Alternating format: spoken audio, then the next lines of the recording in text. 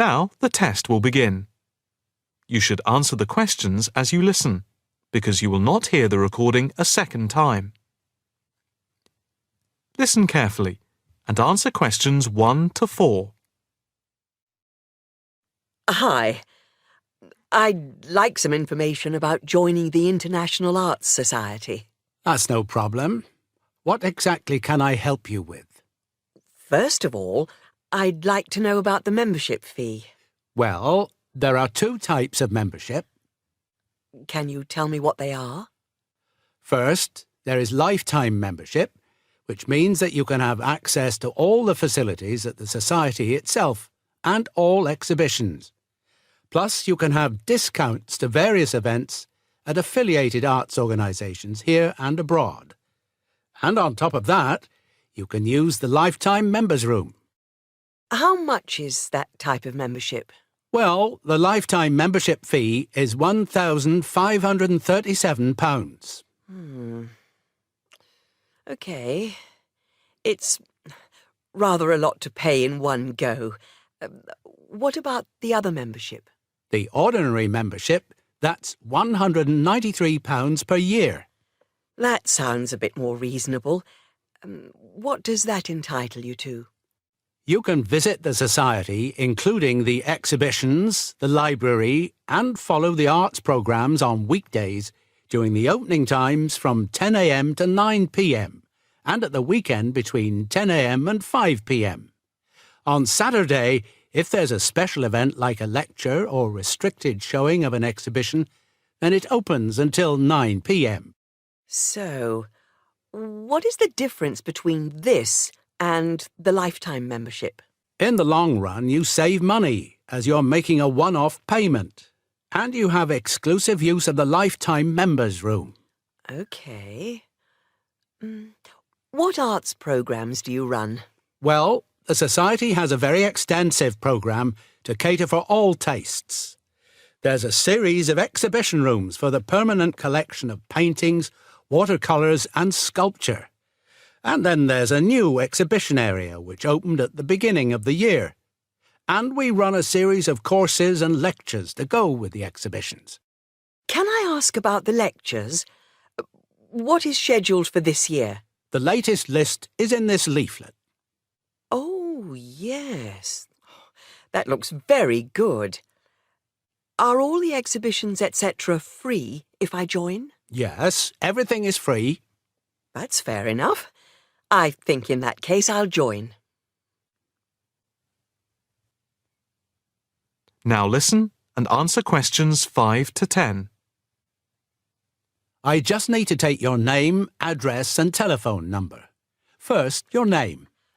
Margaret Rochester. I take it that's Rochester? Yes, that's it. And the address? It's 55 Stone Avenue. OK. Avenue. And the postcode? Let's see. It's MA7 4PQ. And a daytime telephone number? Can I give you my work number? Yeah, that's fine. It's 0207 895 2220 and the extension is 6633. Can I pay by credit card? Yes, of course. Do you want to pay for the full year at one time or by monthly instalments? You pay £4 extra a month if you pay by instalments. OK. I think I'll pay by monthly instalments. Right. If you just complete this form, then we can set up the monthly payments. OK. If you just put your PIN number in the machine, I can deduct the first month's payment. Right. That's gone through. Here's your card. I now just need to take your photograph over here, and then I can put it on your membership card. OK. That's it. I'll just print out your membership card. Right, here you are. Thank you. By the way, Can I bring any friends to the Society exhibitions and lectures? With the ordinary membership, we can issue a day pass once a fortnight, which allows you to bring a friend in. But you have to accompany them. Thank you. Can I go in now? Yes. You just swipe your card here. Now listen carefully and answer questions 11 to 15. Welcome to Besley Castle. It's nice to see so many of you here today. Before we go in, I'd like to tell you some information about the castle, the things to see and do, and the facilities available to you in the grounds. We'll do our best to make this a truly memorable visit. Now, the castle grounds are quite big, and we don't want you to get lost, so I'm going to give you an idea of the layout. At the moment, we are at the entrance, and immediately to our left is the Tourist Information Office. Go here if you need any questions answered. They'll be happy to help. And of course, behind the tourist office is the car park where the coach dropped you off, and he'll also pick you up from the same spot at 5 p.m. today. In front of us are the water gardens. If you stroll through, you get to the North Bridge, which is the entrance to Besley Castle. Take your time and enjoy looking around the castle. There's a lot of history steeped in those walls. As you leave the castle via the South Bridge, you'll be greeted with the sight of roaming deer. During the day, there will be scheduled feeding opportunities where visitors can get involved. However, we do request that you do not feed the deer outside these times. To the right of the deer park is the Castle Museum, and behind that is our award-winning restaurant. It's a relatively new addition to the castle grounds, but is fast gaining a reputation for its food. Alternatively, you can choose to dine in the picnic area on the other side of the deer park. It's perfect for the family as it's next to the kids' play area and homemade ice cream hut. We hope that on your way out, you'll pop into the gift shop by the exit for something to remember us by. Now listen and answer questions 16 to 20. Admission to the grounds is free for all. That includes the museum, gardens, and picnic area. There is an admission fee for the castle, which is £6.50 for adults, with a 10% discount for students and retired people. Children under the age of 16 pay half adult price, and under 8 go in free. There are many spectacular events throughout the year, and for most of them, there's also an admission fee. As these events are in high demand, it's a good idea to book well in advance. Some of the exciting events planned for this year are the Summer Medieval Festival, where you can watch old-fashioned nights and experience a feast in the halls of the castle, as if you were a guest of King Henry VIII himself. There are several concerts planned this year too, including a rock concert, at an admission price of £10 per person, and a special jazz concert, which is free to the public. I'm sure you'll agree that all tastes and ages will be satisfied. One scary but extremely popular event is the annual Haunted Castle event at the end of October, where the castle comes alive at night. Why don't you come along if you're brave enough? Another sight to see is the fantastic firework display on November 5th, and the cost of that includes refreshments. We also have a long tradition of raising money for charity. The charity event held every year on the first day of May will this year be an archery contest. Entrance is free, but donations are certainly welcome. This year, we'll be collecting money on behalf of a charity for elderly people, Age Concern. Just in case you can't remember all of that, you can pick up a leaflet showing the timetable and prices for all events from the Tourist Information Desk. You can also go online to get this information from our website. Now, listen carefully and answer questions 21 to 24. Thank you for inviting me to speak to you today about what is now called the reed bed sewage treatment system. This system uses naturally occurring reeds to treat domestic and industrial waste. It's an environmentally friendly alternative to normal systems. You all know what reeds are like, don't you? Those tall plants with hollow stems that grow in wet places, like marshes, for example. Here's how the system works. First of all, an artificial marsh is created. To do this, holes are dug about 1 metre deep and usually rectangular in shape. They are then lined with clay or plastic, and the liner is covered with gravel. After that, a system of tubing is laid, with holes in it, and more gravel is added to cover that. Finally, reeds are planted in the bed. The sewage is brought to settling tanks. From there, it is distributed to the roots of the reeds through the tubing.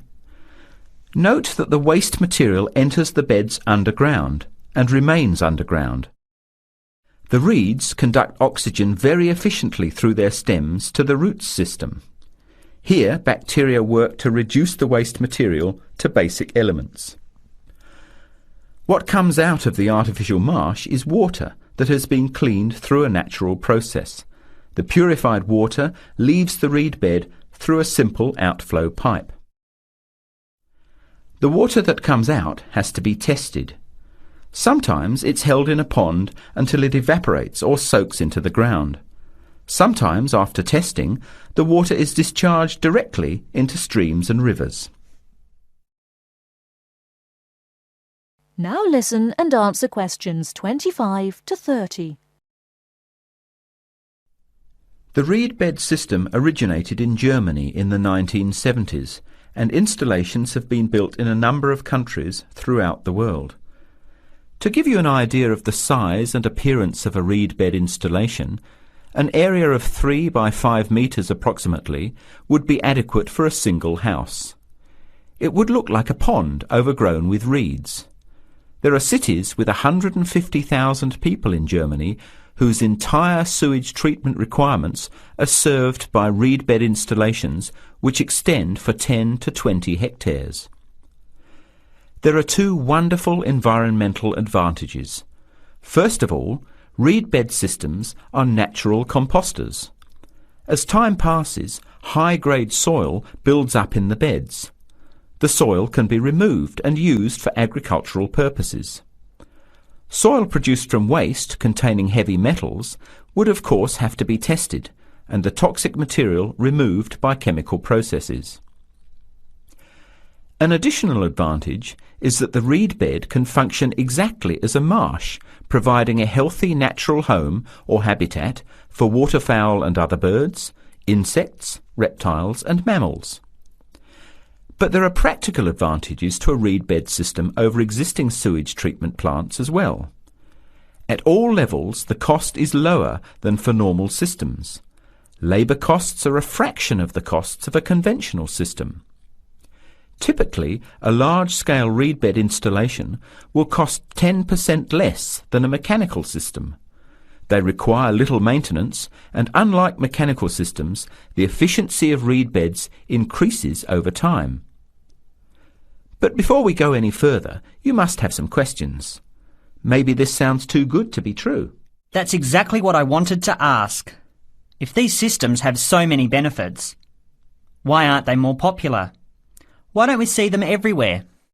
As I said, the technology is now almost 40 years old. Demonstration projects of all types have been built and monitored and are slowly convincing regulators of the advantages of the system. But you have to understand that regulating authorities are by nature conservative and resist change. Typically, there's a lot of opposition to these systems by manufacturers and by everyone involved in maintaining the conventional systems. Reed bed systems require fewer staff to operate, so there would be a decline in the workforce. Therefore, unions would resist the change as well. What happens to reed beds in winter? Does the efficiency decrease? The above-ground part of the plants die back in cold weather, but the roots remain alive and active, and the system continues to work just as effectively in winter. As soon as the weather warms up, new reeds appear and grow quickly. Is there a problem with mosquitoes in these ponds? Well, they're not exactly ponds with standing water. The beds look more like a field covered with long grass. The soil is moist, but not like a swamp, so there would be no more mosquitoes than in any other field. Remember, the effluent enters the beds underground and remains underground. OK, let's get into some of the technical details now, and I'll answer questions as they come up. Now listen carefully and answer questions 31 to 40. In today's lecture on international trade, I'm going to look at the issue of protectionism. I'll start off with a definition of protectionism and then go on to look at the methods countries have used to protect their economy. Following this, I'll look at the advantages and disadvantages of protectionism when compared to free and open trade. So let's define protectionism. Protectionism at its simplest is the opposite of free trade. It is the practice of protecting domestic industries from foreign competition by using import duties or quotas. Options available to protect the economy are tariffs, embargoes, subsidies and quotas. Let's examine these in turn with some examples. Tariffs are one form of protectionism. It is a tax which is applied to imported goods but not to home-produced goods. The idea is to make the imported goods more expensive than the home-produced ones so that consumers buy home-produced items. An ongoing example of protectionism via tariff is between Britain and the USA.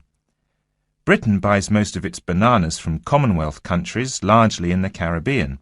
However, the USA owns banana plantations in South America. In 1999, Britain refused to buy bananas from South America, so the US government put tariffs on some British-produced goods. The most famous example was a tariff of 100% import tax on wool products from Scotland brought into the United States. The next method of protectionism is embargoes. An embargo is a complete ban on the import of certain goods. For example, following the Cuban Revolution in the 1950s, the USA banned the import of Cuban cigars. Unfortunately, Cuban cigars are the finest in the world, and there is consequently a thriving black market in Cuban cigars in the USA. As we can see in the example, embargoes can lead to a black market, or unofficial economy, if people want the goods badly enough. Subsidies are a way governments support industries at home with money or tax breaks in order to allow them to compete better with foreign companies. In 1994, the French government provided its national airline with a £2 billion subsidy in order to help it compete with low-cost airlines. However, subsidies can have the effect of making home producers uncompetitive and inefficient. Finally, let's look at quotas. A quota system allows a certain quantity of goods to be imported from other countries. The European Union has had quotas on textiles and clothing for decades to protect its textile industries from developing countries, especially India and China. Understandably, developing countries say that this is unfair and against the principles of free trade. Let's move on now to the arguments for and against protectionism. For trade to flourish between countries, the benefits from trade need to be equally balanced. Where a country feels that it's not getting a fair share of the trade, or that it is somehow disadvantaged, it might employ one or more of the methods of protection. There are at least 4 arguments that may be given for using protectionism. Firstly, to protect employment in the home country. The simple view is that if imports are stopped, then jobs will be saved and even created at home. Secondly, to prevent unfair competition. It is often said that developing countries have the advantage of cheap labour costs in their countries, and that they use this to undercut the price of the same goods produced in richer nations. A tariff might be applied to even out this imbalance. Thirdly, to protect new industries. A new industry, particularly one in a developing country, might not be able to compete with long-established industries elsewhere. Tariffs and quotas give new industries the chance to build up production to the point where they can compete.